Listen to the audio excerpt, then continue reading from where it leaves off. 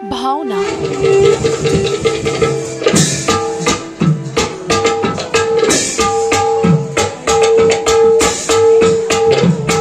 জগতগুৰুৰ অমৰ সৃষ্টি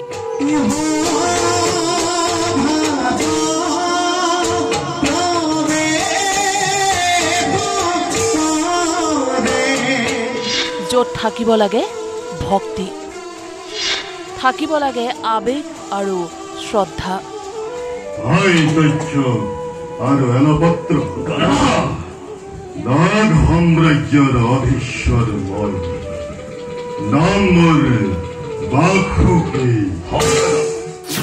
কিন্তু এওঁলোকে ভাওনাৰ নামত কি কৰিছে চাওকচোন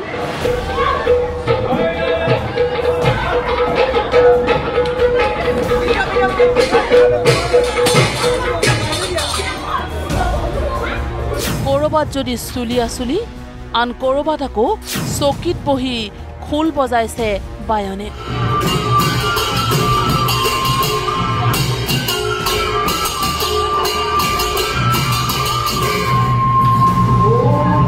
তেতুলৈকে গিলি গুৰু আসন সন্মুখত লৈ এইজনাই আকৌ বচন মাতিছে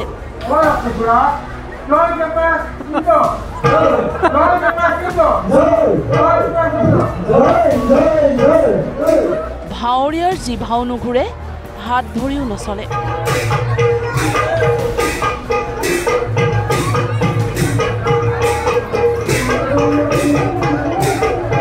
সামাজিক মাধ্যমত ভাইৰেল গুৰুজনৰ সৃষ্টিক বহুৱালি কৰা এইটো ভিডিঅ' ইন্দ্ৰৰ ৰাজসভাত এইজন ফিটিং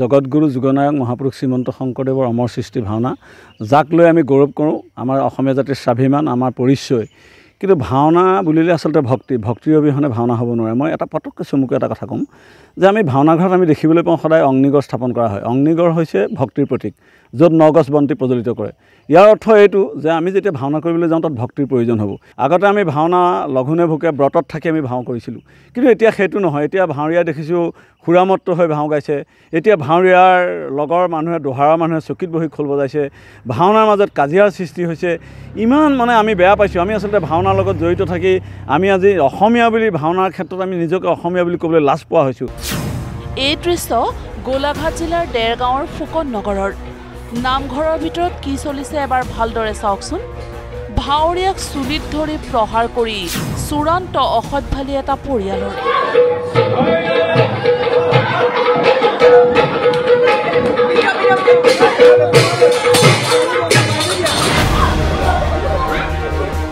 নিজৰ ভুলৰ বাবেই সময়মতে ভাৱৰীয়া পুত্ৰই প্ৰৱেশ কৰি বচন মাতিবলৈ নাপালে তাৰ পিছতেই পৰিয়ালে এনেদৰে ভাওনা ক্ষেত্ৰত সৃষ্টি কৰিলে লংকা কাণ্ড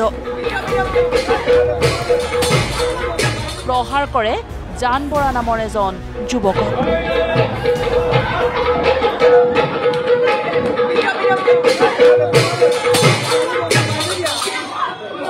মানে দুখাৰিমান সংলাপ ক'লোঁ প্ৰথমটো সংলাপ ক'লোঁ ২ নম্বৰটো সংলাপ ক'বলৈ আৰম্ভ কৰোঁতেই মানুহগৰাকী মানে কোনফালৰ পৰা আহি মোৰ মাইক্ৰফোনকে বন্ধ কৰি দিছেনে মোৰ হাততে ধৰিছেনে মোৰ বুকুতে ধৰিছেনে মানে মই মানে ধৰিব পৰা নাই মানে মই একদম কিবা হৈ গৈছোঁ যে ইয়াত ভাওনা নহ'ব মোৰ ল'ৰা চিন কাটি পেলাই কোনো কাৰণত ভাওনা কৰিবলৈ দিয়া নহ'ব মোৰ নামঘৰ মোৰ কথা ইয়াত ভাওনা বন্ধ হ'ব লাগিব সকলো ভাৱৰীয়া দেখি আছে গোটেই তাত যিখিনি দৰ্শক আছে সকলো দৰ্শকেই প্ৰত্যক্ষ কৰি আছে যে মানুহগৰাকীৰ আচৰণ কেনেকুৱা ব্যৱহাৰ কেনেকুৱা দেখি আকৌ মোৰ চিনটো যেতিয়া কৰিবলৈ মই আহিছোঁ তেখেতে বাটচোৱাত দুটা হাত মেলি পেলাই বাধা দিছে যে ইয়াত ভাওনা নহ'ব কোনো কাৰণত ভাওনা হ'ব ইয়াত নোৱাৰে মোৰ নামঘৰ মোৰ কথা ইয়াত কোনো ভাৱৰীয়া ভাওনা কৰিব নোৱাৰে সম্পূৰ্ণ দুহাত মেলি এনেকৈ দুহাত মেলি পেলাই নামঘৰৰ মূল দুৱাৰখন বন্ধ কৰি দিছে দেৰগাঁৱৰ ফুকন নগৰৰ নামঘৰত কাণ্ডজ্ঞানহীন এইসকলৰ বহুৱালি দেখি লজ্জিত হৈ পৰিছে দেৰগাঁওবাসী কাৰণ ভাওনা আমাৰ আবেগ ভাওনা এজন অসমীয়াৰ স্বাভিমান তেনে সংস্কৃতিক অপসংস্কৃতিলৈ ৰূপান্তৰ কৰিবলৈ বিচৰা এইসকল ক্ষমাৰ যোগ্য নহয় বুলি সকীয়াই দিলে সচেতন নাগৰিকে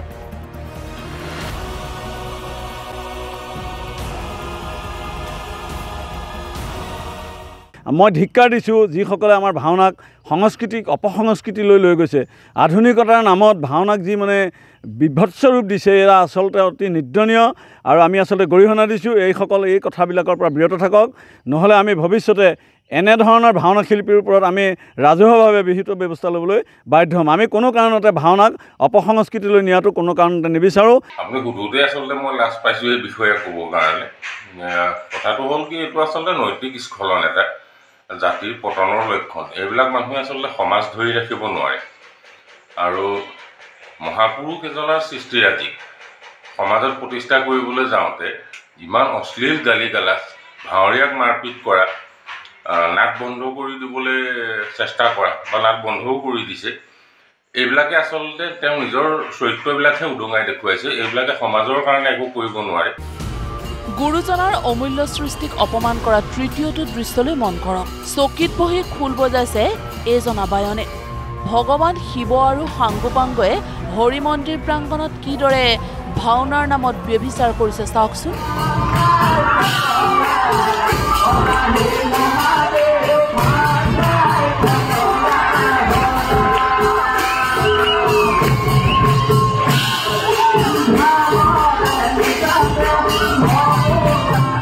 এনেবোৰ আধুনিকতা আমাৰ সাতাম পুৰুষীয়া ভাওনা সংস্কৃতিৰ বাবে অশনি সংকেত নহয়নে?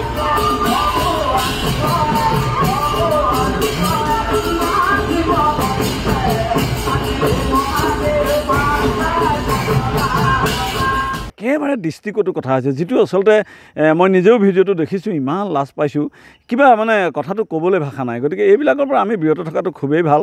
এনেকুৱাবিলাক হ'ব নালাগে। ভাওনাৰ সংস্কৃতিৰ মাজত এনেকুৱা হোৱাটো এটা অশুভ লক্ষণ।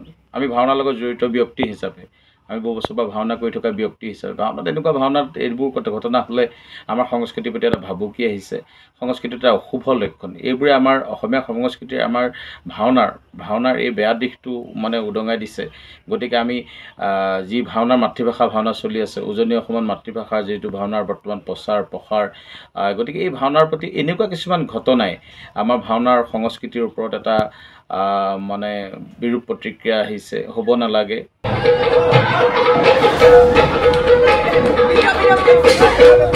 মুঠৰ ওপৰত জগতগুৰু শ্ৰীমন্ত শংকৰদেৱৰ অমৰ সৃষ্টিৰাজিক এনেকৈ অপমান কৰাসকলক শিক্ষা দিবৰ হ'ল। নহ'লে সংস্কৃতিৰ বৰ ঘৰত খোপনি পুতিব অপসংস্কৃতিয়ে।